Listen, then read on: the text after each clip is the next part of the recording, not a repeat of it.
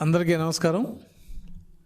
ఈరోజు వైసీపీ తరఫున ఒక కొత్త యాక్టర్ దువ్వాడ శ్రీనివాసం తీసుకొచ్చి ఏదో అచ్చెన్నాయుడు గారి గురించి రాష్ట్రం అంతా చెప్పాలని ఉద్దేశంతో బహుశా వైసీపీ హెడ్ క్వార్టర్ నుంచి ఆయన 40 సంవత్సరాల చరిత్ర చెప్పాడు.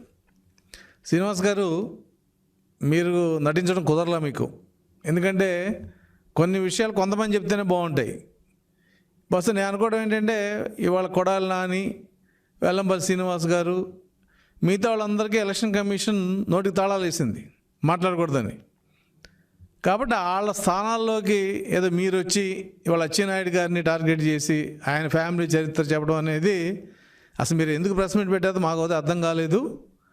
అయితే మీరు చేసిన ఆరోపణలు, అచ్చెన్నాయుడు గారి తండ్రి, వాళ్ళ తాత, వాళ్ళంతా హత్యా రాజకీయాలు చేశారు, అచ్చెన్నాయుడు గారిని కొట్టారు, ఆయన తల మీద ఏదో మచ్చలు ఉన్నాయి, ఇవన్నీ మీరు ఎవరికి చెప్తున్నారు, ఎందుకోసం చెప్తున్నారు ఇప్పుడు అర్థం కాని పరిస్థితి. ఎన్నికలు అయిపోయినాయి, పంచాయతీ ఎన్నికలు. అక్కడ మరి నిమ్మాడ గ్రామంలో ఎంత మెజారిటీ వచ్చిందో మీకు తెలుసు. అయినా ఈ విషయాలు ఇప్పుడు ఎందుకు చెప్తున్నారు అంటే మీరేమన్నా ధర్మకర్తలు అక్కడ, లేదంటే మీకేమన్నా ఒక ఉత్తమ దీనిగా ఏమైనా సర్టిఫికేట్ ఎవరైనా ఇచ్చారా నిమ్మాడ ప్రజలు లేదా టెక్కల ప్రజలు? అచ్చెన్నాయుడు గారి గురించి మాట్లాడితే మీకున్న అర్హత ఏంటి? ఏదో టికెట్ వచ్చింది, గెలిచారు, ఓడిపోయారు. ఓటములు గెలుపులు సహజం రాజకీయాల్లో. ఒకసారి ఎమ్మెల్యే కంటెస్ట్ చేశారు, ఒకసారి ఎంపీగా కంటెస్ట్ చేశారు, ఓడిపోయారు. తప్పులేదు, ఎన్నికల్లో అందరు గెలవాలనుకుంటారు, కానీ అందరూ ఒకేసారి గెలవకపోవడం కూడా జరగదు. కానీ మీరు ఇవాళ మాట్లాడిన మాటలు ఏదో 82, 83 కాడి నుంచి మీరు అచ్చెన్నాయుడు గారి కుటుంబం మీద పెట్టిన ఆరోపణలు ఎవిడెన్స్ ఉందా అంటారు. ఎక్కడుంది ఎవిడెన్సు? ఒకవేళ అచ్చెన్నాయుడు గారి మీద మీరు చెప్పదలుచుకున్న ఏదైనా ఉంటే, విషయాలు ఉంటే మీరు ఎక్కడ చెప్పాలి? టెక్కల్లో చెప్పాలి. ఎందుకంటే అచ్చెన్నాయుడు గారు ఇప్పటికి 5 సార్లు గెలిచాడు అక్కడ. 94 నుంచి 2009లో తప్ప, హరిచంద్రాపురం నుంచి 2008లో డీలిమిటేషన్లో టెక్కలు అయిన తర్వాత ఇప్పటికి 5 సార్లు ఆయన ఎమ్మెల్యే గెలిచాడు. ఒక్క 2009లోనే ఆయన ఓడిపోయాడు. అంటే మీరు చెప్పినవన్నీ నిజం అవుతే టెక్కల్లో ఆయన ఎందుకు గెలుస్తాడు? 5 సార్లు ఎమ్మెల్యే గెలవడం అంటే ప్రజాదరణ, ప్రజల నమ్మకం అయితే ఎవరు గెలవలేరు కదా. పైగా మీరందరూ కూడా ఒక చెట్టు కొమ్మలు లాంటి వాళ్ళు. ఆ నియోజకవర్గంలో అచ్చెన్నాయుడు గారి కుటుంబాల్లో ఆయన చుట్టాలు, వాళ్ళందరూ మీరే అక్కడ ఉంది ఎక్కువ మంది. కానీ ఇవాళ ఎందుకు చెప్పాల్సి వచ్చింది? ఇవన్నీ కూడా 40 సంవత్సరాల కింద నుంచి చెప్పడం ప్రారంభించారు మీరు. అది అవసరమా? ఇక రెండోది మీ చరిత్ర ఏంటి? మీ చరిత్ర మొన్న మీరెవరో బస్ శ్రీకాకుళం వరకే తెలుసు, కానీ మొన్న మీరు కారు బానెట్ మీద కూర్చుని మీరు చేసిన వీరంగం రాష్ట్రం అంతా చూసింది. మీరు వాడిన భాష, మీ కార్యకర్తలు చేసిన పెరేడ్, కర్రలు గొడ్డలు పట్టుకుని నిమ్మాడ గ్రామం దగ్గర పోలీసులు కానీ ఆపపోతే మరి మీరు అనుకున్నట్టు నిమ్మాడ ప్రజలు మీ మీద దాడి చేసి ఉండేవాళ్ళేమో. అసలు మీరు అదృష్టం ఏంటంటే పోలీసులు రాబట్టి ఆ ఘర్షణలన్నీ ఆగిపోయినాయి. మీరు వాడిన భాష, మీ స్టైలు, ఇవాళ మీ స్టైలు ఎక్కడ మ్యాచ్ కావట్లా. నటించాలంటే కూడా కొంత టాలెంట్ ఉండాలి. ఏదో నాని గారు లేరు, ఇంకెవరో లేరు కాబట్టి వైసీపీలో నేను మాట్లాడేస్తానంటే అది జనం ఒప్పుకోరు. పైగా మన బ్యాక్గ్రౌండ్ ఏంటి? 2012 కాడి నుంచి మీ మీద 4 ఎన్నో హత్యారోపణలతో కేసులు, చీటింగ్ కేసులు, ఒరిస్సాలో మైనింగ్ కేసులు, ఇవన్నీ మీ మీద ఉన్నాయి. మీరేమీ గాంధీజీ కుటుంబంలో పుట్టలేదు, లేదంటే మీరేమీ సర్దార్ వల్లభాయ్ పటేల్ లాగా సమాజం కోసం ఛాతీ చూపించడానికి కాల్చండి అన్న పరిస్థితి కూడా లేదు. మీరు ఒక mafia don, mining mafia don. మీ మీద లేని కేసు లేదు. మర్డర్ కేసు ఉంది, చీటింగ్ కేసు ఉంది, అలాగే అధికారులని చేసిన కేసులు, అన్ని కేసులు ఉన్నాయి. మన రాష్ట్రంలో కదా, ఒరిస్సాలో కూడా ఉన్నాయి మీ మీద కేసులు. మీరు వచ్చి వాళ్ళు ఏదో అచ్చెన్నాయుడు గారు కుటుంబం చెడ్డదంటే మీ నాయకుడి కుటుంబం పరిస్థితి ఏంటి? 40 ఏళ్ళు వెనక్కి వెళ్ళండి. రాజారెడ్డి గారి మీ నాయకుడు జగన్మోహన్ రెడ్డి గారి తాత రాజారెడ్డి గారి చరిత్ర ఏంటి? ఆయన ఎక్కడ బిగిన్ అయ్యాడు, ఎక్కడికి వెళ్ళాడు, ఏం జరిగిందో మీకు తెలియాలంటే మీరు రావాల్సింది విజయవాడ కాదు, కడప వెళ్ళాలి. కడపలో చెప్పండి మీరు. లేదు మీకు తెలియకపోతే మా ఆఫీస్కి వస్తే మేము మొత్తం ఆయన చరిత్ర అంతా కూడా ఎవిడెన్స్తో చూపిస్తాం, విత్ డాక్యుమెంటరీ ఎవిడెన్స్. కాబట్టి ఏదో మాట్లాడేసాం, ఇవాళ ఏదో కొంతమంది వైసీపీ నాయకులకి మాట్లాడే అవకాశం ఉంది కాబట్టి ఆ స్థానం నేను తీసుకుందామని ప్రయత్నంలో మీరు మాట్లాడితే దానికి ఎవడ చేయగలిగింది ఏం లేదు.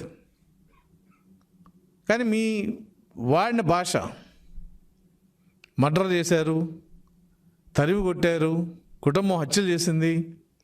మరి అలా చేస్తే 6 సంవత్సరాలు నిజంగా మీరు అంత నిజాయితీపరుడు, రాజకీయాల్లో మీరంతా విలువలు కనుక ఉన్న వ్యక్తి అయితే ఎమ్మెల్యే ఓడిపోయారు, ఎంపీకి ఎందుకు ఓడిపోయారు? అదే ఫ్యామిలీ కదా, కింజరపు ఫ్యామిలీ మీద కదా మీరు ఓడిపోయింది. ఆ రోజు ఎంపీగా అచ్చెన్నాయుడు మీద ఓడిపోయారు, ఎమ్మెల్యేగా ఓడిపోయారు, ఎంపీగా రామ్మోహన్ మీద ఓడిపోయారు. మరి మీరు చెప్పిన వాస్తవాలు అయితే రామ్మోహన్ రావు ఓడిపోవాలి, అచ్చెన్నాయుడు అయినా ఓడిపోవాలి. వాళ్ళు మరి 5 సార్లు ఎందుకు గెలిచారు? దీనికి మీరు సమాధానం మాకు చెప్పవసరలా, ఒకసారి మీరు ఆత్మపరిశీలన తీసుకోండి. అంతేగాని ఏదో ఇవాళ కొంతమంది నాయకులు లేరు కాబట్టి ఆ స్థానం నాకు వస్తామని చెప్పి మీరు మాట్లాడితే ఉన్న పరువు కూడా పోతుంది. దాదాపు 12-13 కేసులు ఉన్నాయి మీ మీద, అన్నీ కలిపి వివిధ స్థాయిల్లో ఉన్నాయి ఆ కేసులన్నీ కూడా. కాబట్టే ప్రజలు మిమ్మల్ని ఆదరించలేదు, టెక్కల్లో కానీ మన శ్రీకాకుళం ఎంపీగా కానీ. ఇవన్నీ ఎక్కడ చెప్పాలా? శ్రీకాకుళం నడిబొడ్డునో ఓ పెద్ద మీటింగ్ పెట్టుకుని మీరు చెప్పుకోవాలి అక్కడ. అచ్చెన్నాయుడు గారి ఫ్యామిలీ ఇటువంటిది, లేదా అచ్చెన్నాయుడు గారి తండ్రి దాలినాయుడు గారు ఇటువంటి వాడు, వాళ్ళ తాత ఆయన ఇటువంటి వాడు, ఈ కుటుంబానికి ఓటైద్దని మీరు చెప్పుకోవాలా. పైగా శ్రీకాకుళం పరిస్థితి ఏంటి? 2 కదా మాకు వచ్చినాయి. అంటే ఇంత గాలిలో మీరు ఓడిపోయారంటే ఎక్కడున్నట్టు? మనం అధమ స్థానంలో ఉన్నట్టు. వైసీపీ గాలి ఉందని చెప్పి మీరే చెప్పుకుంటున్నారు. శ్రీకాకుళంలో టీడీపీలో 2 వచ్చినాయి, 8 మీకు వచ్చినాయి. 8లో మీరు లేరు అంటే మీ స్థాయి ఎక్కడ? జిల్లాలో ఆఖరి స్థానం మీది. ఎందుకని? మీ చరిత్ర అటువంటిది. పోనీ అచ్చెన్నాయుడు గారిని మీరు చెప్పిన ఒప్పుకుంటే మీ చరిత్ర ఏంటి? మీరు నిలబడ్డ పార్టీ నాయకుడి చరిత్ర ఏంటి? రాజారెడ్డి చరిత్ర ఏంటి? జగన్మోహన్ రెడ్డి చరిత్ర ఏంటి? జగన్మోహన్ రెడ్డి ఇవాళ కూడా బెయిల్ మీద ఉన్నాడు కదా, ఆయన ఛార్జ్షీట్లు పెండింగ్ ఉన్నాయి కదా, రేపు 22 వాయిదా ఉంది కదా. అవి కనపడలేదా మీకు? అవి తెలీదా? ఏ ఛార్జ్షీట్ ఎందుకు ఉంది, ఏ కోర్టులో ఉంది, వాటి అంశాలు ఏవి, ఇవన్నీ కనుక మీకు నిజంగా తెలుసుకోవాలనుకుంటే మా ఆఫీస్కి రండి. ఫ్రెండ్లీగా చక్కగా మీకు ఒక మంచి పవర్ పాయింట్ ప్రజెంటేషన్ ఇచ్చి మీకు చెప్తాం. అప్పుడు మీరు నిజంగా జగన్మోహన్ రెడ్డి నీతివంతుడా, అచ్చెన్నాయుడు నీతివంతుడా తెలుస్తుంది. మిస్టర్ శ్రీనివాస్, అచ్చెన్నాయుడు జైల్లో ఉండి గెలిపించుకున్నాడు, నువ్వు కారు బానెట్ ఎక్కి కూడా గెలిపించుకోలేకపోయావు. ఆయన జైల్లో ఉండి ఆ నిమ్మాడ పంచాయతీని గత 3-4 తరాలుగా ఎటువంటి మెజారిటీ వస్తుందో ఆ మెజారిటీతో గెలిపించుకున్నాడు ఆయన. అంటే ఏంటి? ఒక నాయకుడు పాత్ర అనేది ఎన్నికలప్పుడు ఉండాల్సిన పని లేదు. మనం రోజు చదువుకుంటే పరీక్షలు చదువుకోవాల్సిన పని లేదు. పరీక్ష అప్పుడు పుస్తకాలు చూస్తే ఎలా ఉంటుందో మీ పరిస్థితి అంతే. ఆయన జైల్లో ఉన్నా, అరెస్ట్ చేసినా, మీరు తల కింద తపస్సు చేసినా అచ్చెన్నాయుడిని మీరేం చేయలేరు. ఇక మీ నాయకుడి గురించి చెప్పాలంటే మా టైం అంతా వేస్టు. అంత దౌర్భాగ్యమైన పరిస్థితి మీ నాయకుడిది. ఇవాళ 2వ దశ ఎన్నికల్లో రాష్ట్రం అంతా కూడా వైసీపీ నాయకులు వెళ్ళి కొన్ని చోట్ల అయితే ప్రకాశం జిల్లాలో బూత్లో కూర్చుని ఆయన వాడికి ఒకటేయి వీళ్ళకి ఒకటే అని చెప్తే పరిస్థితి, ఓటర్ని వెళ్ళమన్న పరిస్థితి, ఓటర్ స్లిప్పులు తీసుకెళ్తే స్లిప్పులు చించేసే పరిస్థితి. ఎన్ని దారుణాలు చేయాలని దారుణాలు చేస్తున్నారు. అయినా కూడా మేము నిలబడ్డాం. తెలుగుదేశం పార్టీ ఇవాళ ఎక్కడా కూడా డబ్బులు ఖర్చు పెట్టలేదు. మీరు ఏ రకంగా ఖర్చు పెడుతున్నారో మాకు తెలుసు. కాబట్టి ఇవన్నీ మాట్లాడుకోవాలంటే ఒక డిబేట్కి రండి. మీ శ్రీకాకుళంలో అయినా పర్లేదు, లేదు విజయవాడలో మీకు ఏదైనా మంచి రోజు బాగుంది అనుకుంటే మీకు నచ్చిన ఛానల్ సాక్షి అయినా పర్లేదు, మేము వస్తాం. మీ చరిత్ర ఏంటి, మీ నాయకుడి చరిత్ర ఏంటి, మా నాయకుడు అచ్చెన్నాయుడు చరిత్ర ఏంటి, ఈయన కెపాసిటీ ఏంటి డిస్కస్ చేద్దాం. అంతేగాని ఏదో వాళ్ళ అవకాశం వచ్చింది, మా పార్టీలో వాళ్ళ నాయకులకి నోటికి తాళాలు పడ్డాయి, ఆ రోల్ మనం తీసుకుందాం, మేము చొక్కాలు దించుకుందాం అనుకుంటే అది పొరపాటు. ఎవరు ఏ పాత్ర వేయాలో ఆ పాత్ర వేయాలి. అది ఒక ఎన్టీఆర్కే చెల్లింది. దుర్యోధనుడు పాత్ర వేసినా ఒక హీరోగా చూపించుకోగలిగాడు, రావణాసుడు పాత్ర వేసినా ఒక హీరోగా చూపించుకోగలిగాడు, రాముడు వేస్తే దేవుడిగా కనిపించాడు. అది కొంతమందికే ఆ దైవ సంకల్పంతో వస్తుంది ఆ అవకాశం. మీరు అదేదో పొందాలనుకుని లేదా అటువంటిది ఏదో ప్రయత్నం చేసినట్టున్నారు, మంచిది కాదు. మీరు ముందు మీ నియోజకవర్గంలో మీ మీద కేసులని సరి చేసుకోండి, ఆ కేసు నుంచి బయటపడండి, తర్వాత మిగతా విషయాలు మాట్లాడదాం. అచ్చెన్నాయుడు గారి గురించి మాట్లాడే స్థాయి మీది కాదు. మీకుంటే డబ్బు ఉందేమో, ఒంట్లో పొగరు ఉండొచ్చు, నోటికి హద్దు లేకపోయి ఉండొచ్చు, కానీ ఈ మూడింటిని మించిన వ్యక్తికి ఒక స్థాయి ఉంటుంది. ఆ స్థాయి అయితే మీకు లేదు.